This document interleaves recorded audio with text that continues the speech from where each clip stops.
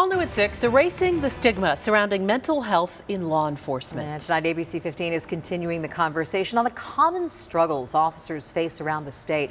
Our Heidi Goitia has been talking to people impacted by the growing number of law enforcement suicides, reaching 164 this year.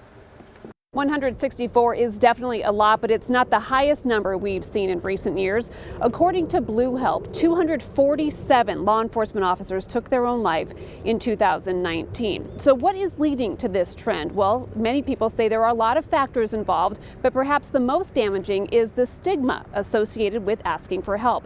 That stigma is lessening in the outside world, but still holding strong in many agencies. Retired law enforcement officer Robert Taylor is now very open about his job-related struggles with mental health. And it became self-destructive at that time, self-medicating, alcohol. But that wasn't always the case. When he was struggling the most and actively employed as a police officer, asking for help wasn't something people did. Instead, suck it up. That stigma is perhaps the biggest roadblock to getting the treatment these officers desperately need.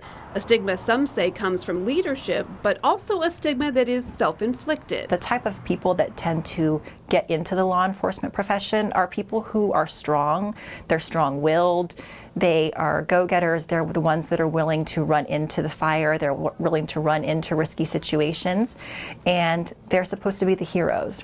And what happens when they can't be the heroes, and what happens when they need help. So that stigma still very much hangs over. But with mental health becoming a more openly discussed issue, efforts are being made to change the conversation.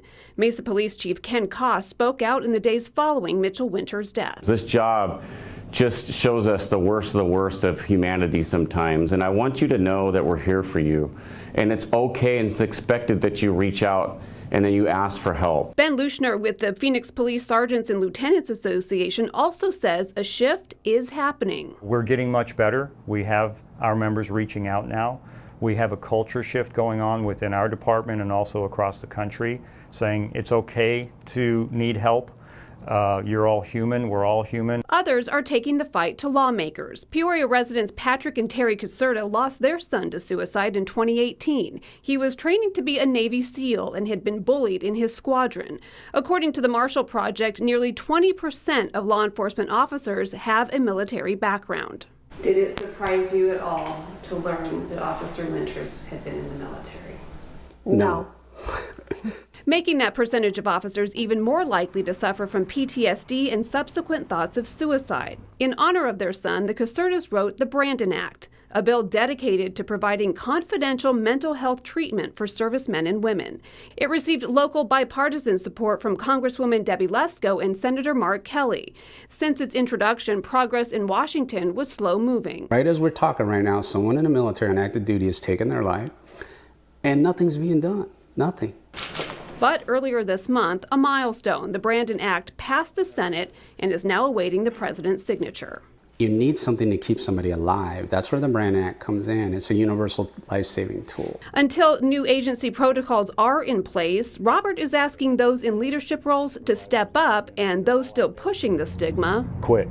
You're the problem. There are so many elements to this story, but the bottom line is this. First responders see things every day that most of us never will. Many of them come into this profession with an already traumatic military background.